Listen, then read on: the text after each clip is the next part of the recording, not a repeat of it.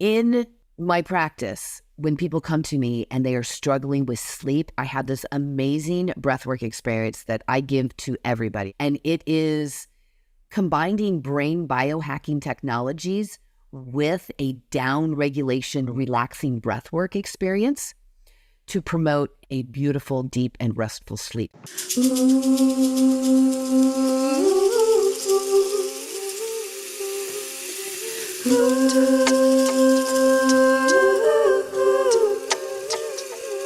Welcome to Liberated Lyfe podcast. I'm Lindsay, and today I'm here with my new friend, Colette Wilson. Welcome, Colette. Thank you. Colette and I met just recently, actually, through some serendipitous happenings here in Kansas City. I think you added me on Facebook.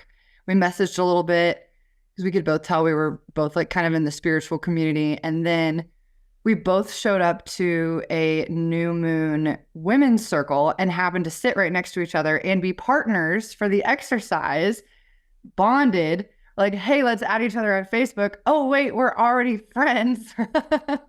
And then we went to adult skate night together, which is such a bonding experience in itself. So we've just been having a lot of fun together, vibing out, talking about spiritual wisdom, and I got to learn a little bit about her story and everything she's been through. Colette is a spiritual mind-body integration coach. She's been through a lot on her spiritual journey, as you'll learn today. So Colette, welcome. Thank you so much for coming on the podcast. Please tell us a little bit about yourself. Well, thank you for having me, and it was a joy, and I don't believe in accidents. There's no accident that we sat next to each other and we shared experiences. And then you mentioned roller skating. And I was like, yeah, I'm a kid at heart. So Me too. really cool. It was really cool. So yeah, I am an integrative mind-body coach.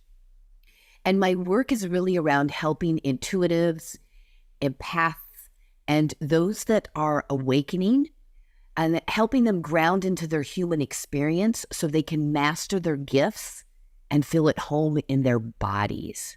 I have found in the spiritual community, as I was for many years, these open crown chakras and open third eye, and they're seeing all this and they're feeling all this, and then they actually aren't taking that wisdom and integrating it into their bodies, integrating it into their emotional intelligence, integrating it into their daily life. And so this is really my passion, is to help people as they start on their spiritual journey, any level of on their spiritual journey, whether they're new or seasoned on their healing and spiritual journey.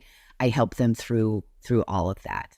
Super important. And you and I were kind of talking last night about how so many people in the spiritual community are just like so wide open and intelligent and tapped in, but have a hard time grounding into the 3D with like making money and functioning and all these things that, you know, other people kind of take for granted. When we start talking about manifesting, it truly is grounding.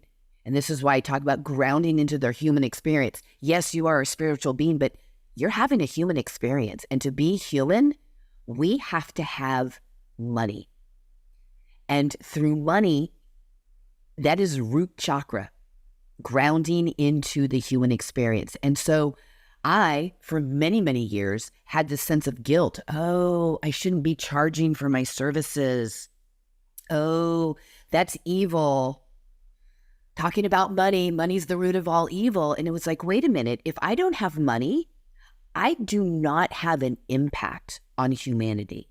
The more money I make, the greater impact I have where I can actually help more people. So it was a big turning point for me because I spent many years wide open and then almost embarrassed or ashamed to ask for money for my services. Yes. Money is sacred. And it, like you said, you have a greater impact and you can take better care of yourself. The better care you take of yourself, the better care you take of others. Like it's just, I don't have to worry where the money's going to come to pay rent or to go on a vacation or to take myself out to a nice restaurant. I don't need to look at the prices on the menu. I don't have that's a lot of mind drama that when we're oh, how am I going to pay for this? Oh, that's too much. And it's like getting into that energy of fear and lack actually prevents you from being in the flow of abundance and sharing your gifts.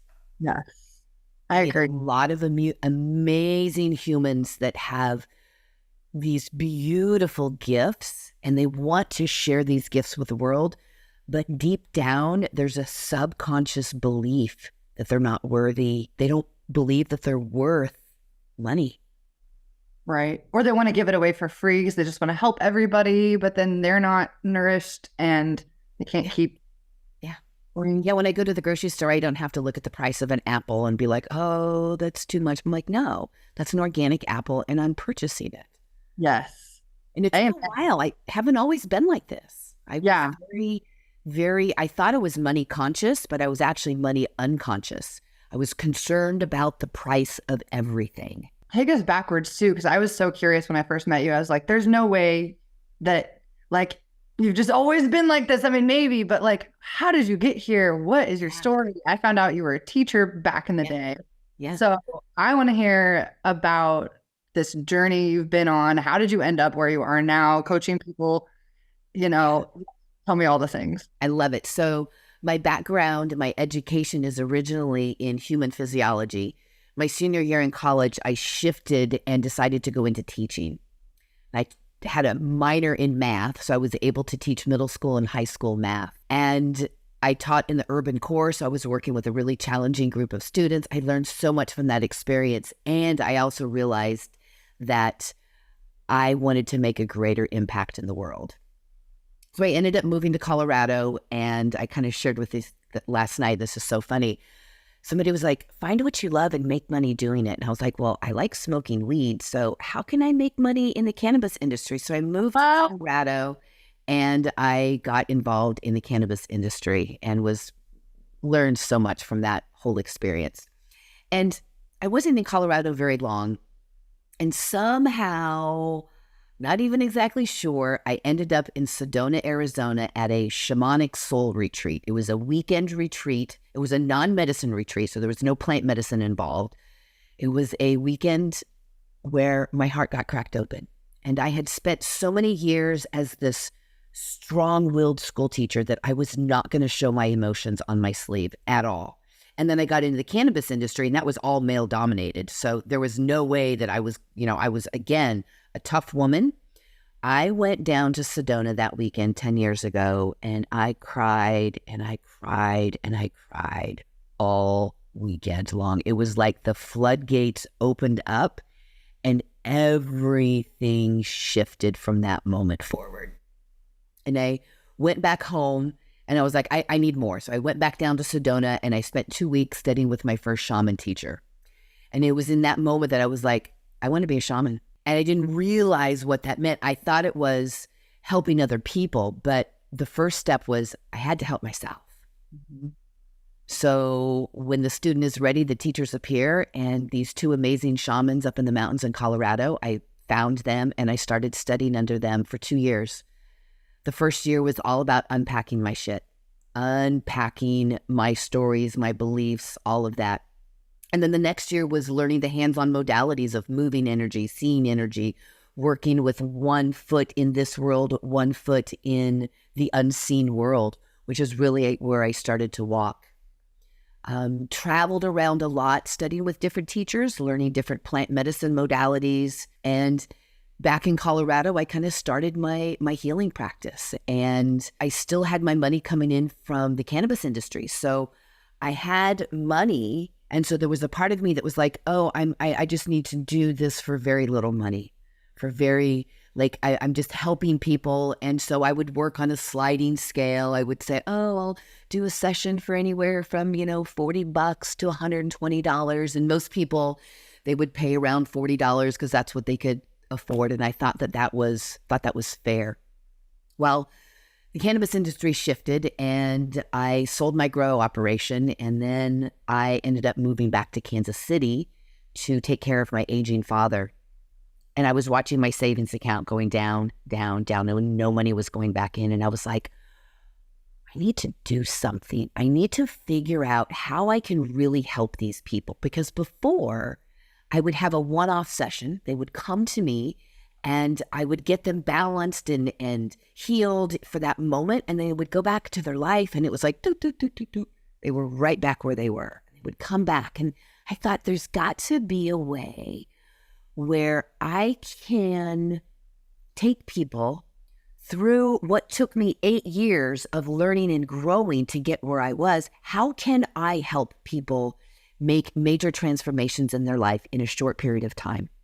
So I started checking out coaching programs, and I can even tell you how many interviews with coaches and coaching programs, anywhere from $97 to $50,000, $60,000, $70,000 for a coaching program. Then I stumbled across my coach mentor, who I have been working with for the last couple of years, who understood exactly where I was coming from. And she introduced this concept of integration to me, the mind and the body, and integrating that into your daily awareness. So that is where I started a couple of years ago with my integrative mind-body coach training. I love that. I feel like integration is such an important and underrated part of the spiritual journey. And also, everybody loves to go do plant medicine and have all these like wild experiences. But if you don't integrate that feeling into your body, it's hard to anchor that into your reality as you move through the world in your normal life, in your day-to-day life. And I think it's something that we all take for granted. But it's also, I do think that like, you're a shaman. So, right, about like different experiences that you can have with the assistance of plant medicine or whatever, mushrooms. And they provide us with these access points to these feelings, these experiences that we might not I'm sure you could eventually access those same feelings just naturally, but it gives us like a shortcut to those feelings. And then I don't know about you, but like in my experience, when I've had these profound experiences, like either on plant medicine or whatever, I'm like, oh, okay, now I can access this feeling. I know what this feels like now. And I can access it in my day-to-day life, but without the integration portion, it's a lot harder to like really take that forward. It is. And I have seen this, and it's interesting because especially when I was working with teachers in Central and South America, integration is not part of the process. And it's no fault of their own, because in these indigenous tribes, they lived in community and they would do ceremony, and integration was the daily life, how they were showing up every single day. It was just part of their community. Now you have the gringos coming down and they're sitting in ceremony, and then they're going back home and they're like, what just happened? Yeah. And so I see this as a huge, and I'm hearing more and more about integration, but I'm actually not seeing this deepening of understanding our emotional body and our mind and our thoughts. Because most of us are living by, I feel this way, I'm thinking this way, and this is guiding how I'm making decisions in life. What we need to do is flip that triangle. So our higher self, our higher consciousness, is the one making the decisions. Yes, we have thoughts, but we're not our thoughts. Yes, we have emotions, but we're not our emotions. We're actually divine consciousness. And when we can begin to integrate and understand the mind and the body, integrate those and lead by our higher self, this is where the magic happens. I can feel that. Yeah. That from way over here. Yeah, truly. And this is a big part of when I work with people. They come to me at different levels of emotional intelligence. And most of us were raised by emotionally ignorant parents. Yeah. Who were raised by even more emotionally ignorant parents. And it's no fault of our own that we didn't learn that emotions are actually in the body. The body emotes. Feelings, sensations, emotions are actually in the body. We have a thought, and that thought triggers chemicals that get released into the body, and we have sensations, we have emotions based on our thoughts. And a lot of those thoughts that we're having are based on our subconscious beliefs, which are programmed into us at a very young age. So understanding how we became programmed at a young age. And so the integration process truly is a big part of unlearning. Yeah. Unlearning the bullshit so you can relearn what's actually serving you. And that's different for everybody. There are some foundations. There are some foundations of things that I believe that everybody will benefit greatly from and have less suffering by understanding some of these thoughts. And one of the basics that I teach my clients is you're not your thoughts and you're not your emotions. I'll have somebody come to, oh, I'm so depressed. And I'm like, no, you're not. The I am is divine consciousness. You're having depressing thoughts and you feel depressed, but you are not and can never be depressed. Mm-hmm. Now, if you're leading your life by your mind and your emotions, then you will live like you are depressed. This is where truly integrating our mind and our body together and allowing our higher self to actually begin to lead. Self-leadership, big part of the work. And not becoming overly identified with thoughts, feelings. I've done a lot of subconscious reprogramming, and it's so crazy because, you'll have these experiences in your life where you're like, why do I keep repeating this pattern? Why do I keep banging my head against the wall? And then underneath it, you uncover the subconscious belief that you can reprogram your mind like a computer, which shortcut everybody. If you haven't done that, I highly recommend doing that because it's like one of the top shortcuts in life. You can reprogram your own brain to believe what you want it to believe. However, got to integrate that too. And it takes time because you may have had 20, 30, 40, 50, 60 years of this programming. And now you're like, oh, well, I have this new awareness. How come it's not showing up? And I'm like, you have to repeat, and literally install that new software. And this is why plant medicine can be so beneficial, is that it can open you up so the new software can come in. But it takes intentional repetition. It takes intentional daily practice to be able to take that new awareness and install it into the new belief system. Right. Because the old programs have been running for your whole life. So it's default mode. Yeah. And we're never taught how to unlearn. Nowhere in the education system has everyone said, oh, learn this, but then unlearn it later so you can relearn something. Religion is the same way. School is the same way. Long-term memory. This is always going to be, oh, okay, you mean I can unlearn something? Yeah. We have a lot of guilt and shame around, well, my parents believed that. My grandma did this, so it must be right for me. That's not true. That's not true. So unlearning is huge. And this kind of rolls into this concept of having a daily practice. Mm-hmm. This concept of having a daily practice allows you to every day install that new software. So, okay, I'm curious, what is a shaman exactly in your opinion? Yeah, that's a great question. I believe that there's a shaman in all of us. We just don't realize it yet. That I see shamanism as living one foot in this world, in this materialistic world, and then also living in the unseen world. And so for me, I really walk this line of the 3D world and the 5D world, like what is seen, what is not seen. And I will oftentimes tell people that sometimes I see better when my eyes are closed. Yeah. And that's the shaman in me that says that. It's like, oh, let me see you. And I'll close my eyes and I'll start feeling their aura. I'm like, oh, yeah. Interesting. And what different modalities do you work with on like a daily basis, or what are your favorite types of things that you do? Maybe in your daily routine, maybe not, maybe just, but I'm a big fan of breathwork.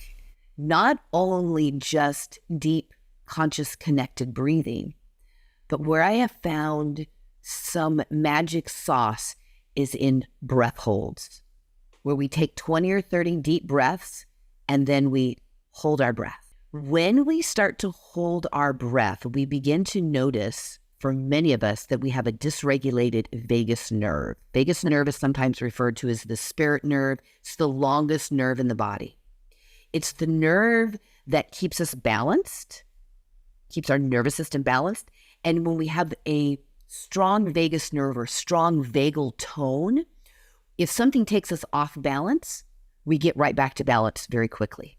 For somebody that has a weak vagal tone, a dysregulated vagus nerve, it's very easy for them to get startled and taken off balance, and it takes them a long time to recalibrate and get back to balance. So there's several ways that we can strengthen the vagus nerve. Meditation is one of those, can take a long time. Yoga is another one. Even humming helps strengthen that vagus nerve. But what I have found, the most profound way to strengthen this vagus nerve is by breathing and holding our breath. Because we take 20 deep breaths and then we hold our breath, and all of the sirens go off. Oh my God, oh my God, oh my God. That's nervous system dysregulation. So we begin to calm ourselves in the midst of all the alarms going off. And over time, takes about 90 days of consistently holding your breath after breathing, where there will be noticeable shifts. I have a client of mine that experienced a lot of childhood trauma and had a very low vagal tone, a very highly dysregulated nervous system. So she started doing daily breath work and daily breath holds. And it was around day 60 that she was sitting outside on a rock, and she heard somebody come up behind her. And normally, heart rate would spin, and she just turned around, just heightened nervous system. And in that moment, she sat there and just had the awareness, there's somebody behind me. Her heart rate didn't raise. She didn't even turn around and look. And she was like, in that moment, she had this realization, something is shifting in my body. She is probably my biggest fan of breathwork. I hold an online breathwork experience on around the full moon each month. And she shows up to every single one of those. Like she's like, you got to do breathwork. You got to do breathwork, because it has been so instrumental in regulating her nervous system. Now, in fact, she told me the other day, she lives in Colorado, and she was coming down the mountain, and somebody had swerved and traffic went crazy and there was almost a wreck. And she was like, within 2 seconds, I noticed it. She was like, and I just kept driving. She was like, my heart rate sped up for just a second and then got right back to balance. And she's like, normally it would have taken her all day and even maybe days later, where her nervous system was just off kilter. Well, that's crazy to think about. I feel like it definitely puts you in touch with that like higher self awareness, it sounds like. And especially as a woman, I can totally relate to that feeling of like being hyper vigilant, being super aware of your surroundings, and anybody creeping up behind you is kind of going to throw you a little off and be like, who is that? What do you want? Especially if you're outside by yourself or whatever. So breathwork sounds like it's super, super powerful for connecting to the higher self. I've done some breath work. I'm not as good about it as I want to be. I want to definitely do it every day. But one thing when I do breath work, what I find so funny is, like say you want to like get high and smoke weed and you do that, but then you just completely sober, do some breath work. I'm like, holy shit, I feel out of this world. Like my conscious or my state of consciousness completely shifts just with like Mother Nature's air. Yeah. I have a series of breathwork experiences that I promote to teenagers. And one of the things I will share with them is get high on your own supply. Yes. Yes. I did a breathwork experience not too long ago, and there was a young man that sits straight up after the experience, and he pulls his eye mask on and he calls me over and he says, I feel like I just did some mushrooms. I like, yeah, because in these breathwork experiences, the longer 45-minute breathwork experiences, the pineal gland can release a little DMT. So it can be very psychedelic. Yes. It's crazy, man. Like, who knew? You can just get high on your own supply anytime you want. You don't need any drugs. Yeah. You use your own breath. And this idea that our brain can produce DMT in these experiences leads me into this dark room experience. I was thinking that too. Yes. Yeah. So we're fortunate enough in Kansas City that we have a dark room experience that Lindsay and I have both agreed to go check out. So we're going to do 24 hours in a concrete, like 10 by 10 room, soundproof. We'll be locked in there, for lack of a better word. No sound, no technology, just our breath. And they say that when you are in there for 5 days with no light, the brain begins to release DMT and it becomes a very psychedelic experience. We're about to get high on our own supply. That's why we're friends. We're freaking weirdos. We're the only people I know that would sign up for something that crazy. But I'm so, I mean, I'm have a deep, profound respect for the experience, but I am excited because I know it's going to unlock some shit. Yeah. Especially when we get to the 5-day and the 7-day, like I'm committed just to going through it. And Brian, the owner, made the comment. He's like, yeah, start with 1 day and do 3 days. I'm just trying to wrap my head around 1 day. I mean, 24 hours in the dark, no sound, no light, no nothing, me and me. Yeah. And I think especially when you get to the 5 and the 7-day experiences, you learn that your mind is a beast. And it's like taming the beast. It's like, oh, this mind is what's causing me to suffer. There's actually no suffering out there. Right. It's my mind that is making up these stories, and I'm suffering because of it. God, that's going to be a battle I can already tell with my mind. But also, we're going to have to do a series of, after each of the dark room experiences, like what happened, what did that feel like, the awareness around it. I also think about, we talked about this last night a little bit, like how much we will detach from time and the illusion of time. You know, if you're sitting there in a dark room with no light for 5 days straight, I feel like that would feel like a year. Yeah. And then I come out with gray hair, all old. Like, was I in there for 10 years or 5 minutes? Maybe it'll feel like 5 minutes. Maybe I'll be like, what do you mean? It's only been a day. I don't know. But time is I talked about that you learn that time is an illusion. Yeah. Oh, you mean if I'm sitting in nothingness, time is an illusion. Interesting.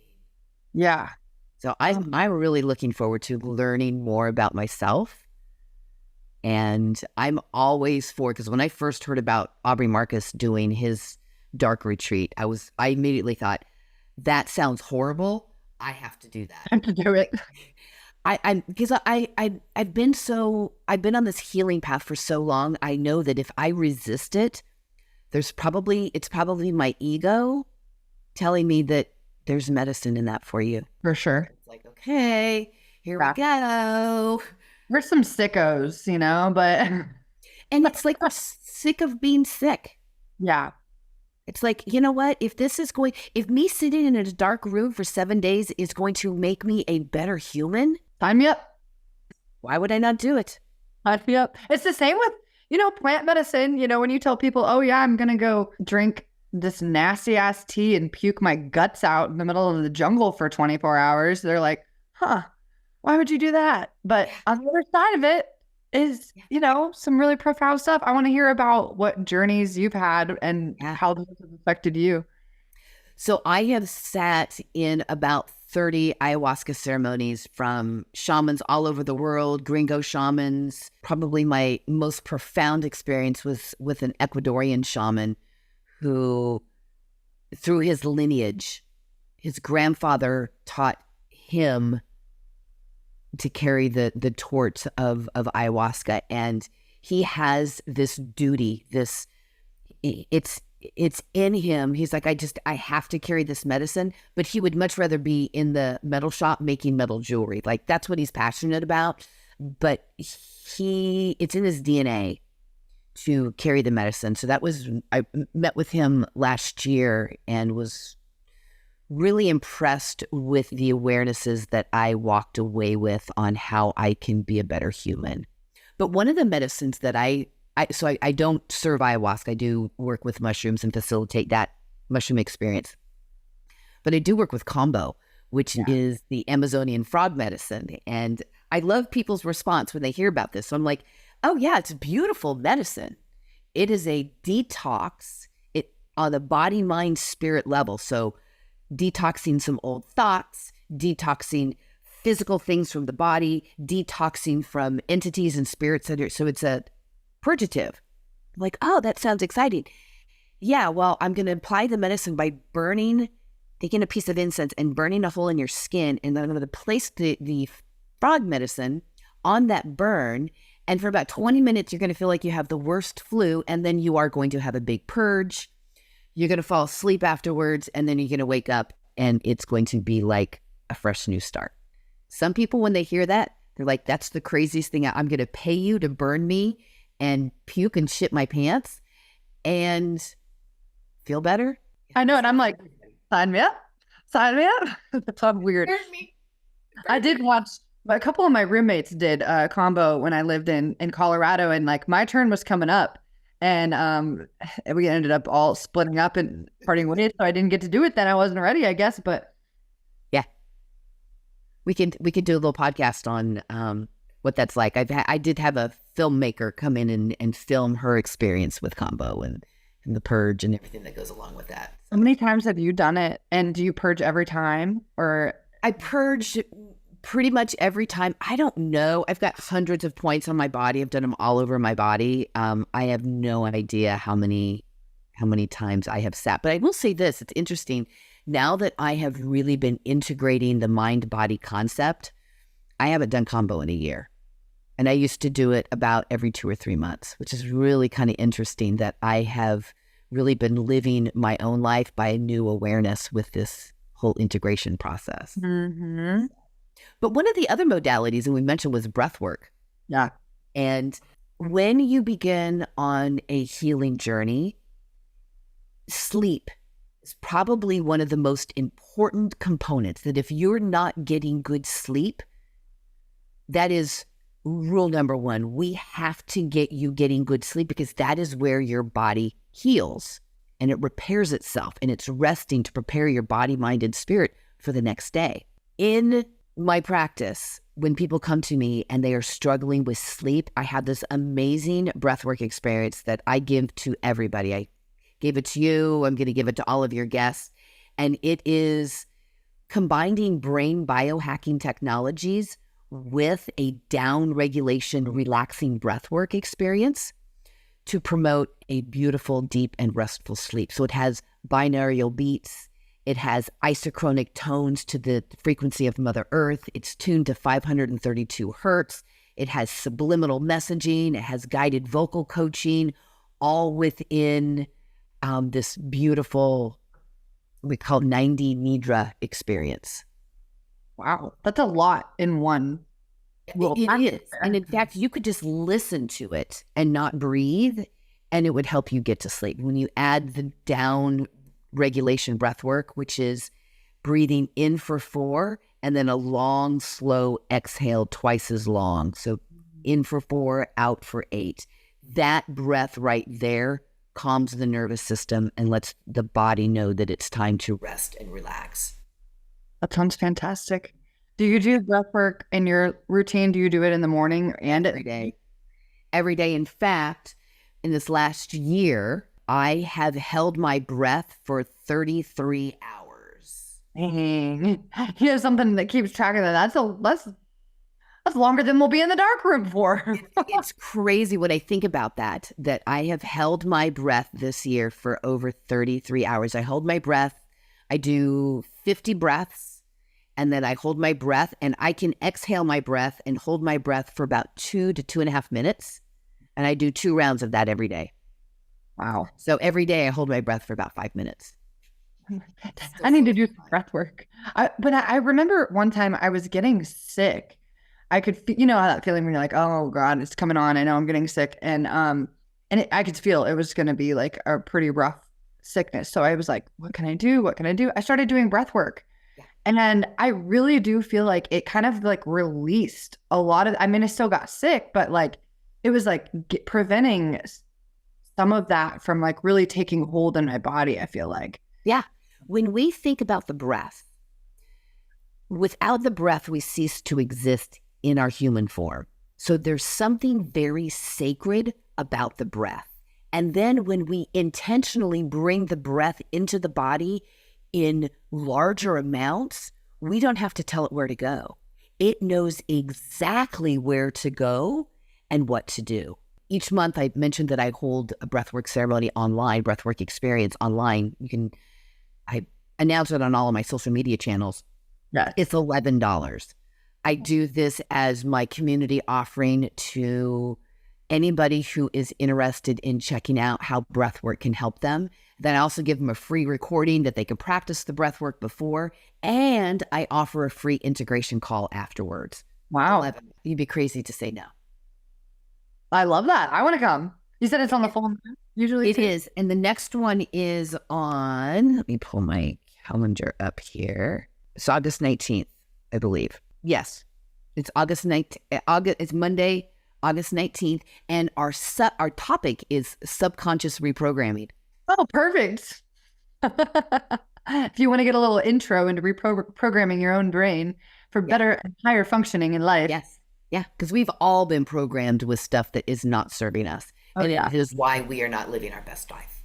And it's so sneaky too, because, like, you'll think to yourself like, oh, I believe I'm lovable. I believe I'm lovable. But then when you really, really test that belief, it's like, oh no, actually, I fundamentally believe I'm unlovable and there's something wrong with me. And we didn't talk about this, but for me, I test my beliefs with muscle testing and like a crystal pendulum. And that's a whole nother conversation. But consciously, you're never going to admit to yourself like, oh yeah, I think I'm totally fucked up. Maybe you will, but it's hard to really know what those beliefs are until you have a way to like test them and get around your conscious mind. Yeah. Talk about that, but yeah. Beautiful. Yes. Well, thank you so much for just sharing your knowledge and your wisdom. Is there anything else you want to share with people? How it's the best way to get in touch with you? We'll have all the links and everything in the description, but I love to connect with people that have a curiosity about what they can do for their next step in life. So I always offer a 45-minute discovery call. You could even be an integration call. Let's say you went to a plant medicine experience, maybe you did a breathwork experience, you got blown open and you need some assistance in integrating. I am here for that. So I always offer a free call. I do the breathwork experiences online each month for $11. And yeah, that's my part of my gifts to help elevate the consciousness of humanity. Yeah, it is. I can attest. I can already tell because I can feel your vibes. That's why we're friends. Right. And we should maybe think about doing another episode to talk about our darkroom experiences after, because I feel like it's going to be. Yeah. So wish us luck, everyone. It's going to be an experience. Yeah. We'll have some darkroom parties. Yes. Yes. All right. Thank you so much, everyone. May the source be with you.